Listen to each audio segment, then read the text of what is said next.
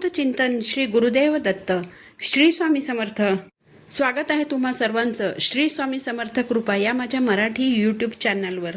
स्वामी महाराज तुमच्या सर्व चांगल्या इच्छा पूर्ण करोत हीच स्वामींच्या चरणी प्रार्थना करते आणि आज या नवीन व्हिडिओला सुरुवात करते। येत्या 6 एप्रिल 2025 रोजी वार आहे रविवार। या दिवशी आलेली आहे श्री रामनवमी। चैत्र शुक्ल नवमीला रामनवमी साजरी केली जाते।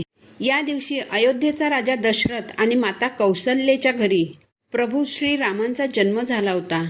भगवान विष्णू यांचा 7वा अवतार म्हणजे प्रभू श्रीराम असे मानले जाते। प्रभू श्रीराम यांची मर्यादा पुरुषोत्तम राम, एक आदर्श व्यक्ती, एक आदर्श पुरुष अशी त्यांची ख्याती आहे। प्रभू श्रीरामांची पूजा केल्याने भक्तांना सुख समृद्धीची प्राप्ती होत असते। या पवित्र दिवशी जर तुम्ही काही खास उपाय केले तर प्रभू श्रीरामांचा कृपाशीर्वाद आपल्यावर राहतो।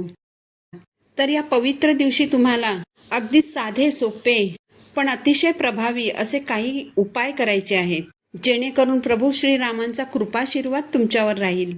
तर या उपायांबाबतचाच आपला आजचा व्हिडिओ आहे। व्हिडिओ शेवटपर्यंत पहा। चॅनलवर नवीन असाल तर चॅनलला सबस्क्राईब करा। सगळ्यात पहिलं म्हणजे सकाळी लवकर उठून आंघोळीच्या पाण्यात तुळशीपत्र आणि थोडंसं गंगाजल टाकून स्नान करायचं आहे। घरातील देवपूजा झाल्यानंतर तुमच्या घराच्या जवळपास जर श्रीरामांचं मंदिर असेल तर त्या मंदिरात जाऊन श्रीरामांचं दर्शन घ्यायचं आणि मंदिरामध्ये बसूनच अगदी शांत मनाने रामरक्षा स्तोत्राचं पठण करायचं। हा उपाय केल्याने तुमच्या आयुष्यातील प्रत्येक अडचणीतून, तुमच्या प्रत्येक समस्येतून बाहेर पडायचा मार्ग तुम्हाला सापडेल। यानंतर दुसरा जो उपाय आपल्याला करायचा आहे तो यासाठी की तुमचे जर पैसे कुठे अडकले असतील तर ते पैसे परत मिळण्यासाठी करायचं आहे। तर रामनवमीच्या दिवशी स्नान वगैरे आटोपल्यानंतर घरातील देवघर स्वच्छ पुसून घ्या। गंगाजल असेल तर देवघर गंगाजलाने स्वच्छ करून घ्या। त्यानंतर एक ताम्हण घेऊन त्यात प्रभू श्रीरामांची मूर्ती ठेवा। प्रभू श्रीरामांची जर मूर्ती नसेल तर श्रीहरी श्री विष्णूंची मूर्ती ठेवा, नाहीतर बाळकृष्णाची मूर्ती तर आपल्या घरात असतेच, तर बाळकृष्णांची मूर्ती ताम्हणात ठेवा। त्यानंतर दक्षिणावर्थी शंखात दूध आणि केशर भरून मूर्तीवर अभिषेक करा। हा उपाय केल्याने तुमचे पैसे जर कुठे अडकले असतील तर ते पैसे परत मिळण्याचे मार्ग खुले होतील, तसेच घरातील सुख सुविधांमध्ये वाढ होईल। रामनवमीच्या दिवशी तुळशीची पूजा अवश्य करा। दिवे लागणीच्या वेळेस तुळशीसमोर तुपाचा दिवा लावा आणि तुळशीभोवती 11 प्रदक्षिणा घाला। प्रदक्षिणा घालताना ओम नमो भगवते वासुदेवाय नमः या मंत्राचा 11 वेळा जप करा। भगवान विष्णूंना तुळस अतिशय प्रिय आहे आणि प्रभू श्रीराम हे श्रीहरी श्री विष्णूंचा 7वा अवतार असल्याचे मानले जाते। त्यामुळे रामनवमीच्या दिवशी तुळशी संदर्भात उपाय केल्याने प्रभू श्रीराम प्रसन्न होतील। हा उपाय केल्याने तुमच्या घरात एकता आणि सुख समृद्धी वाढेल। यानंतर जो उपाय आपल्याला करायचा आहे तो माता लक्ष्मीने आपल्या घरात अखंड वास करावा आणि अन्नपूर्णा मातेची सदैव कृपा आपल्यावर राहावी यासाठी करायचा आहे। तर रामनवमीच्या दिवशी भगवान श्रीरामांना 7 प्रकारच्या धान्यांचा नैवेद्य अर्पण करा। यामुळे घरातील धनधान्यात वाढ होते।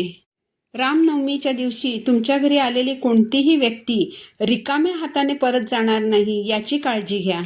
या दिवशी कमीत कमी 1 प्रकारचं धान्य करा। यामुळे तुमच्या घरातील धान्याचं कोठार सदैव भरलेलं राहील आणि माता लक्ष्मी तुमच्या घरात अखंड वास करेल।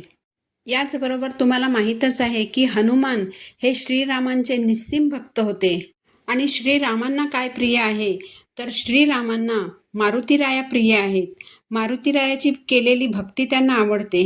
जिथे श्रीराम असतात तिथे मारुतीराया असतातच।